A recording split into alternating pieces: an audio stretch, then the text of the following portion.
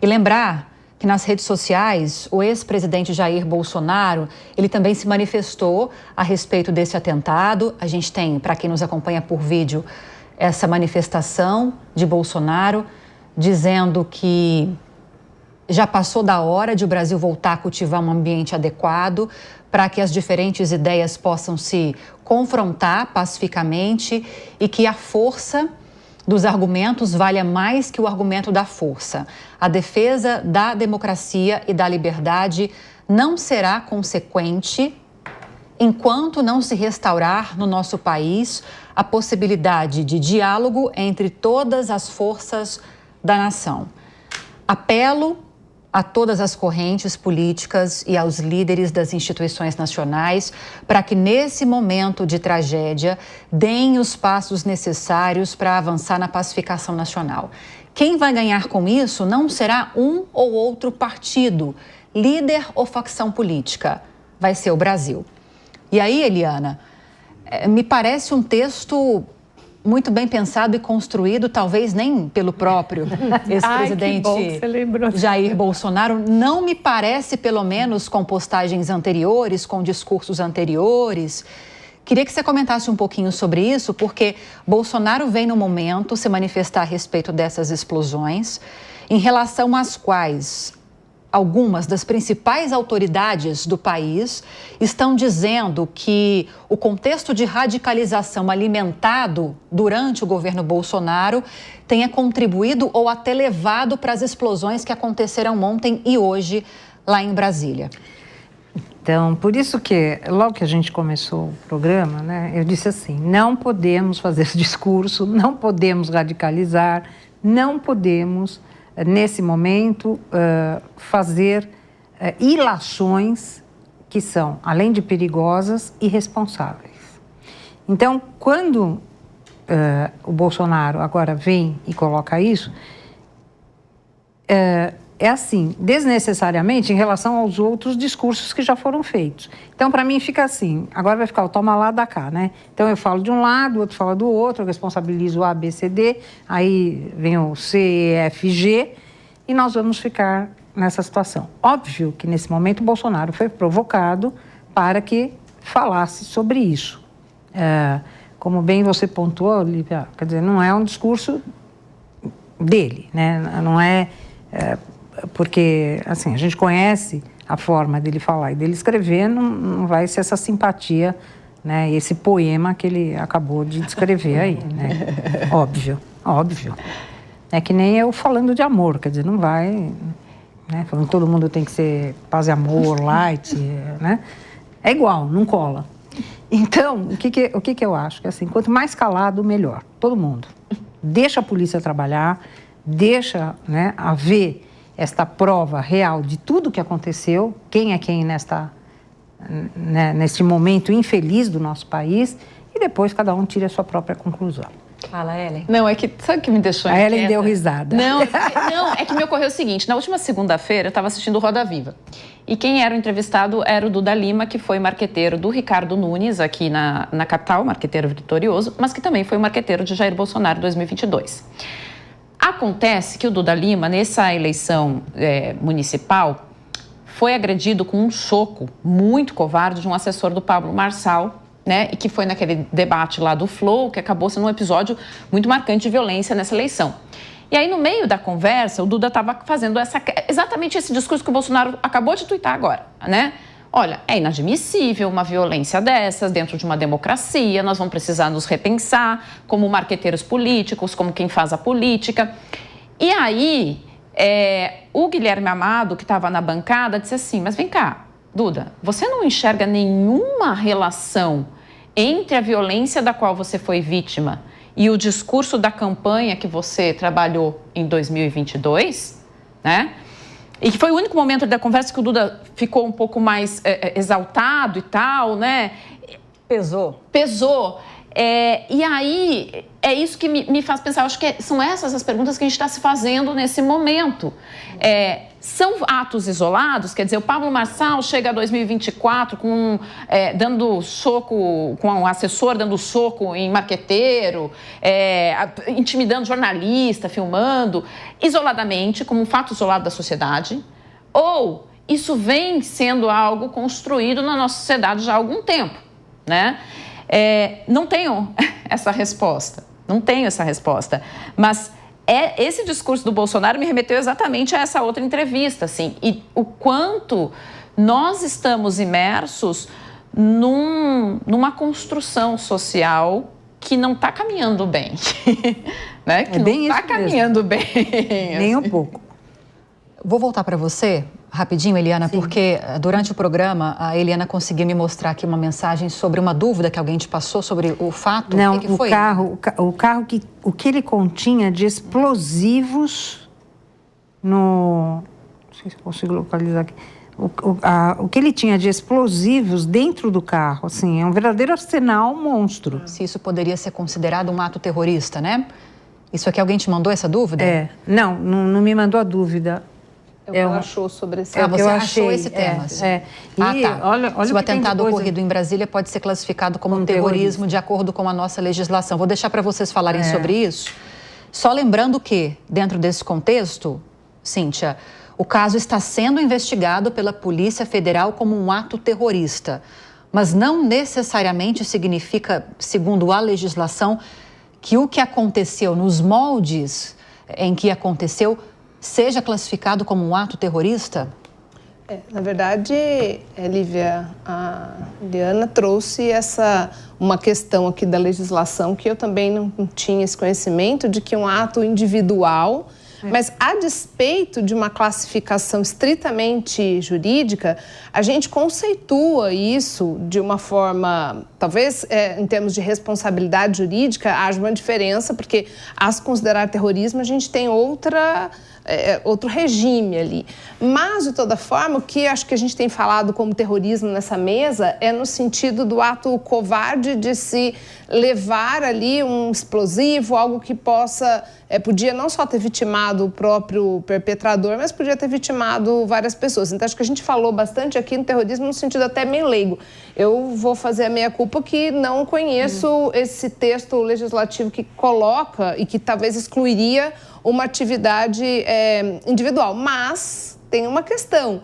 A gente ainda não sabe ao que as investigações poderão trazer se foi realmente um ato isolado, porque não significa que alguém que se explode sozinho é um ato isolado.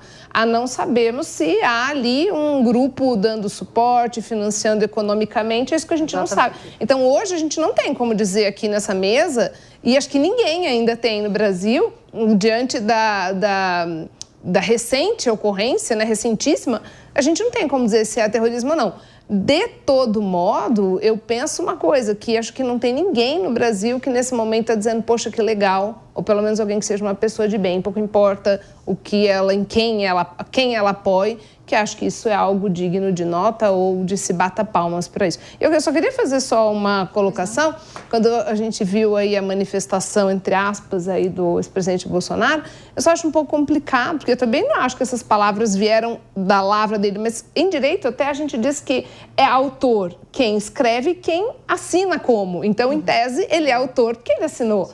E essa mudança de diálogo também vem numa construção. A Ellen, que é consultora de imagem, aí vai saber que tudo isso vem uma mudança de uma construção de uma persona. Mas quando é muito abrupto assim, eu não sei, gera um ruído, não? Sim, será? Mas eu acho também o seguinte... Fica muito claro que não. Se ele não respondesse, ou respondesse da mesma forma, a crítica acho que seria até maior. Não sei. Eu não sou especialista, estou dizendo que, sei lá, assim, esse presidente não se pronuncia, é porque ele apoia. Ou, olha a truculência do que ele falou, é porque ele apoia. Então, eu particularmente, como pessoa, não como advogado, com nada, sempre achei que faltou para ele uma assessoria de imprensa para falar melhor.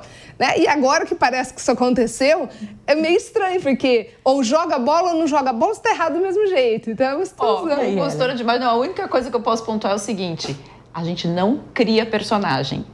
não se pode criar personagem, porque não cola. No tempo em que a gente tem redes sociais, a verdade mais cedo ou mais tarde aparece. Antigamente, você podia fazer uma propaganda linda que aparecia lá na TV e a pessoa lá atrás uma escrota, né? Ninguém ia saber. Hoje em dia, não tem como você inventar uma pessoa. A gente sabe com quem está lidando e soa destoante quando não é essa a verdade. E se você fosse assessora dele, você deixaria ele responder do jeito dele? Eu não sou assessora dele. Não, se você fosse... E nesse momento, Então pode contratar, por favor. Não, Olha, e nesse momento, Nesse momento, você deixaria ele a responder? fogueira ainda não abrandou. Era hora de ele falar alguma coisa. Tem um detalhe, de manhã, primeiro que a pessoa que fez, né, esse atentado todo, ela era do PL, foi candidata a vereador, eu não sei o nome dele, desculpa, o nome do... O Francisco. Francisco. Mas não foi agora, foi em 2020. Não, então, mas ele é filiado ao partido, por isso que foram perguntar, e ele é bolsonarista claramente, nitidamente também. Aí, de manhã, o ex-presidente falou que ele era maluco. Então, assim, se ele morreu pelo mito ainda chamou ele de maluco. Quer dizer, ele ainda morreu, realmente ele morreu para nada. Agora, partindo desse pressuposto, com esse novo texto, realmente, Ellen e Eliana, agora, assim, seguramente alguém fez esse texto democrático, bem escrito, e acho que até devia estar com as vírgulas no lugar. Dá para discordar de até devia estar com a gramática correta. Só faltou ele fazer um coração. Lamento e repudio todo e qualquer ato de violência. Quem é a favor de algum ato de violência? Pois é. Já passou da hora de o Brasil voltar a cultivar um ambiente adequado para que as diferentes ideias possam se confrontar pacificamente. É o que a gente está falando aqui desde o início do programa. O Barroso falou isso na manifestação dele também. Apelo a todas as correntes políticas para que, neste momento de tragédia, deem os passos necessários para avançar na pacificação nacional. A grande questão é o que as nossas lideranças estão fazendo para avançar nesse processo de pacificação nacional. Eu acho que essa é a grande questão. E não estou dizendo só o Bolsonaro, embora, repito, nesse momento as autoridades ou algumas das autoridades estão atribuindo esse fato que aconteceu em Brasília a um movimento de discurso contrário às instituições que tem ganhado força nos últimos anos, sobretudo durante o governo do ex-presidente Jair Bolsonaro. Mas aqui eu não coloco a responsabilidade no colo de Bolsonaro. É uma construção. O que estamos fazendo, Carla Bene? O que os nossos políticos estão fazendo nesse processo de conseguir caminhar para essa pacificação nacional? Alguém está fazendo alguma coisa? Olha, ultimamente, nesses últimos anos todos, né, que a gente vê a evolução do uso do orçamento, das emendas secretas, do desvio de dinheiro, mesmo com renovações periódicas do Congresso, eu acho que a gente está vendo pouco ou quase nada. Eu diria que quase nada para esse movimento, porque há um movimento de descredibilização dos políticos para com a sociedade. E é dentro desse movimento de descredibilização que a gente vê grande esfacelamento. Inclusive, só fechando bem o ponto que você colocou, esse texto publicado pelo próprio ex-presidente é o texto de alguém que tem esperança em se beneficiar no Congresso da lei da anistia para 2026. Então, foi literalmente pensado nisso aí na hora que escreveu esse texto. Então, eu acho que cada vez mais a gente vê, mesmo com renovações de Congresso, onde você deposita uma certa esperança, com pessoas jovens e tudo, você está vendo um desmonte disso. Então, Lívia, eu não estou achando que a gente está caminhando para um certo consenso, uma estrutura democrática mais profunda, uma união, digamos assim, como você falou. Não estou observando isso, não. Até porque, Ellen, e aqui eu não estou fazendo críticas, porque houve manifestações nesse sentido de ambos os lados, dos dois principais lados, vamos colocar assim. A própria presidente do PT, a Gleisi Hoffmann, ao se manifestar nas redes sociais, fez questão de mencionar que Francisco foi candidato em 2020 pelo PL, que foi a informação agora reforçada também pela Carla. Então, uma coisa é a Carla falar isso aqui na mesa, uma coisa é a presidente do PT destacar isso nesse momento, na hora que as coisas estão sendo apuradas. Isso não contribui para um processo de pacificação nacional. Tenha ela razão ou não, é isso que eu quero dizer. Exatamente, Lívia, acho que você pontuou muito bem. Quando a gente fala de polarização, que fala de disputa, a gente fica muito nas figuras de Lula e Bolsonaro, mas amanhã depois Lula e Bolsonaro nem estarão mais aqui, né? O que está fazendo Arthur Lira nesse momento? O que está fazendo Pacheco nesse momento? O que estão fazendo as brigas entre os três poderes nesse momento, um interferindo em cima do outro, se não descredibilizar todo o aparato institucional que a gente tem? O que faz, por exemplo, uma série de privilégios que são lá colocados, pontuados dentro de funcionalismo, que não fazer com que o motoboy que está nos ouvindo agora diga: poxa, eu não pertenço a essa classe, eu não tenho esses privilégios, por que eu vou acreditar nesse cara? Por que eu vou levar a sério essas instituições? Elas não me representam.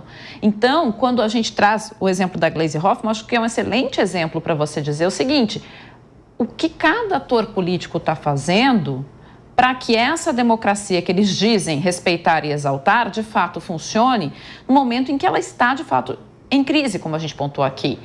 Um professor agora estava aqui nas nossas redes sociais nos acompanhando, queria dar o crédito certo dele, que eu achei bonita a pergunta que ele colocou aqui para a gente, que ele disse assim: olha, a pergunta de Barroso, quando Barroso nos disse, né, onde foi parar a nossa afetuosidade, onde foi parar os nossos sentimentos, o professor Zildo, ele disse assim: olha, a pergunta feita pelo ministro Barroso, a gente responde assim: nós deixamos de ser um só povo.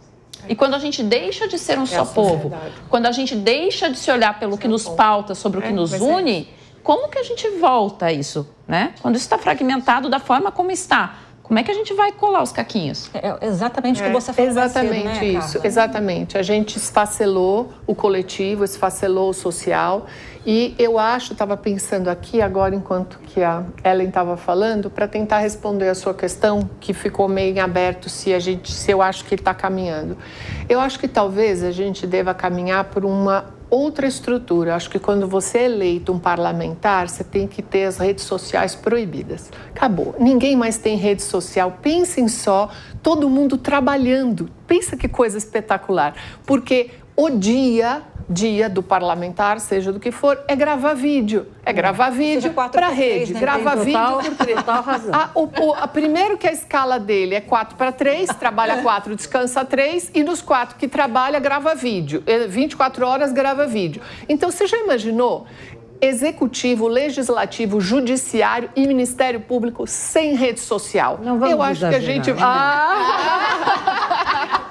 Vamos lá, Eliana. Olha, eu joguei um beijinho agora para você por baixo da mesa. Mas pensem só que a gente voltando a trabalhar, porque não há trabalho. É vídeo atrás de vídeo e alguém falando e outro filmando do lado no Congresso para que você publique para as redes sociais. E o pior, desligou lá no Congresso, são todos amigos, porque fundo eleitoral aprovado para essa última eleição foi de 5 bilhões de reais.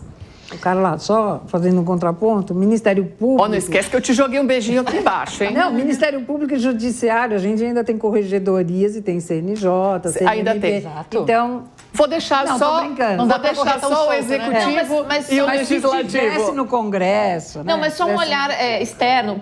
Tem um pesquisador, o professor José Walter, ele é neurocientista, e esses tempos eu estava lendo um artigo dele no Conjur, muito interessante, que ele falava sobre... Ele estava falando dos magistrados, que essa coisa de se expor publicamente, o quanto neurologicamente você acaba sendo influenciado pelos atores sociais. Então, quanto mais, por exemplo, ele mencionava ali os magistrados, mas isso vale para os congressistas.